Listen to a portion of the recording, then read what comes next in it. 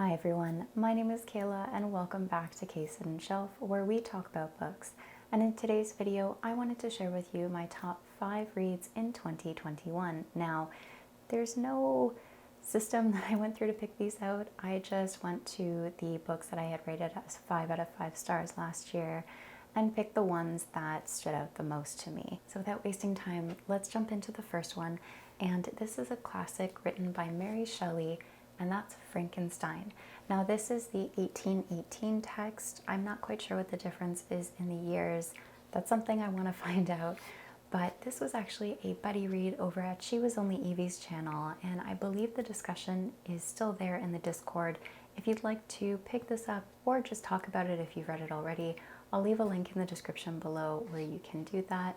I know for myself, I would love to talk about this book with more people, and I'm sure others would too. But essentially in this, we follow Victor Frankenstein as he's retelling his tale to a Mr. R. Walton.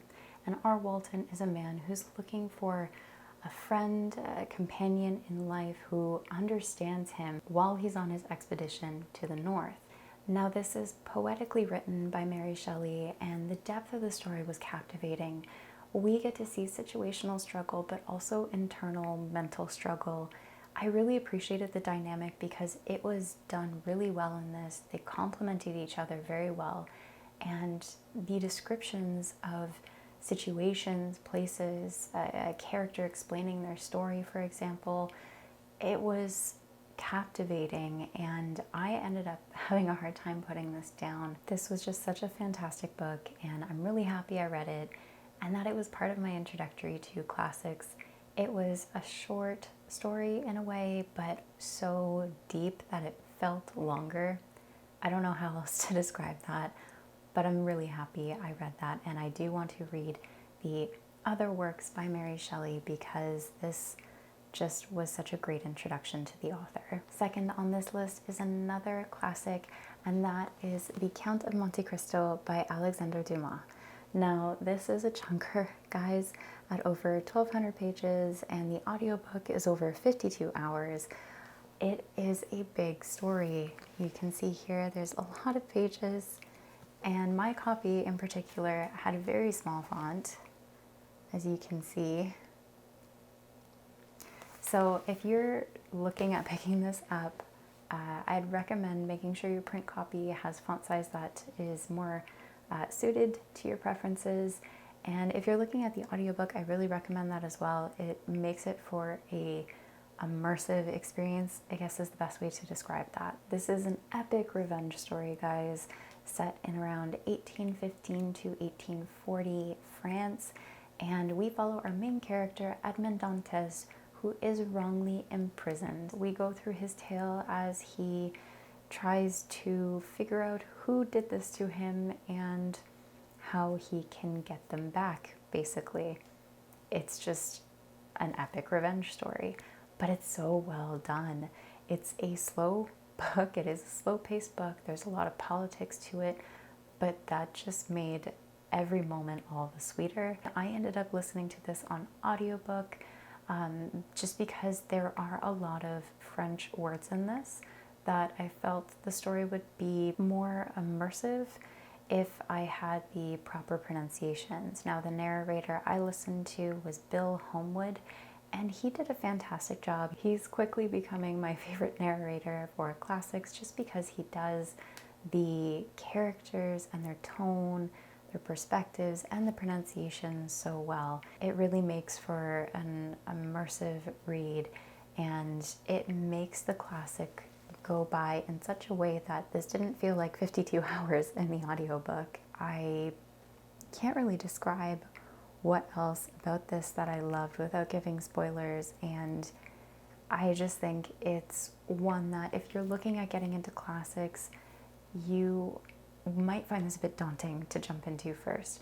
So try different ones, see how you like classics. If you're finding you're really enjoying them, then give this one a try. The next few in this category are in the fantasy genre, and the first one is The Shadow of the Gods by Gwynne. This is a newer release from Gwynne, and the first one in a new trilogy called The Bloodsworn Saga. You could just tell John Gwynne's passion for Norse mythology and history. You could tell he did his research on this one, and the passion for it just comes through. And I'll just read a bit of the synopsis because I don't feel like I can do it justice. This is the age of storm and murder. After the old gods warred and drove themselves to extinction, the cataclysm of their fall shattered the lands of Vigrio. Now, power-hungry Jarls carve out petty kingdoms, and monsters stalk the shadow-haunted woods and mountains. A world where the bones of the dead gods still hold great power, promising fame and fortune for those brave or desperate enough to seek them out. Fate follows the footsteps of three people: a huntress searching for her missing son, a Jarl's daughter who has rejected privilege in pursuit of battle fame, and a Tharl who has cast off his chains and now fights alongside the famed mercenaries known as the Bloodsworn. So in this, we follow three perspectives, as you kind of heard in the last bit of the synopsis there: Orca, Elvar, and Varg. Their stories are very individual from one another, and this is a slower burn book, I would say. I did hear some people's feedback that they had a hard time with the pacing or with how detailed actually John Gwynne went with this, because he includes appropriate terminology for the time and place this is set. As I mentioned, this is set in Norse history. It can be a bit daunting. I think reading it on Kindle actually helps because you can just tap and get a definition for the words that are included in this that are not common, but were really interesting and added that layer of depth to the story. In this too, we see a nice mix of adventure. There's some really good action scenes in this. I just really love this book, and you could see the love and care that went into it. I'm really looking forward to book 2, which I think is coming out this summer. I will keep you guys posted because I'm hoping to read that as soon as it's released. Number 4 on this list is Warbreaker by Brandon Sanderson. This is a standalone, and it tells the tale of two sisters and two kingdoms. These two sisters happen to be princesses, and one of them has to marry a god king of the other kingdom to keep the peace. In this, we see 4 perspectives, 2 of which are the princesses mentioned, which are Vivenna and Ciri, as well as a character called Lightsong and Fasher. They all have different parts in this tale, but it's really interesting how Sanderson drops those hints early on that just go over the head, at least for me, and brings it all together in the end. The world building this was really interesting, as the world has a magic system which is really interesting, but it's also quite dark. That view is challenged in the book. The magic system is called biochromatic, and it's taking the essence known as breath from an individual. The user can then take that breath and use it to draw upon the color in everyday objects. It is weird to describe, and I think it's something you have to read more about, but it's developed in a way that is easy to understand and digest in the book, which is much appreciated because I don't know how else I can explain it. But it leaves the reader with a vivid imagination of the telling in the story because the magic system uses colors as well. So my mind was just going crazy with all these colors in my brain as I was trying to read it. It just made for a beautiful image while reading. There's also a good mix of politics and religion in this, as the religion is essentially based in around the breath that people have and whether or not it's acceptable for users to use that magic skill to take someone's breath. It's a really interesting dynamic, and I feel like Sanderson did the politics in this really well too. This is a slow to medium paced book, and I'd say by the last quarter of the book, it really kicked off, although I was intrigued from the beginning just because of how interesting our characters and the magic system seemed.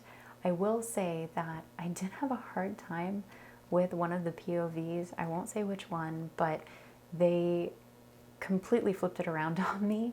So I appreciated that too. I went from going, oh God, this character again, to oh, what are they gonna do now? So yeah, I really appreciated that. That was my personal experience on it anyway. Number 5 on this list is The Bear and the Nightingale by Katherine Arden. This is book 1 in the Winter Night trilogy, and you guys have heard me talk about this trilogy a little bit recently as I've just finished it. Essentially, this is the first book, and I'll be honest, when I started this, I thought this was going to be an overhyped series that was mostly fluff. I wasn't too keen to start it.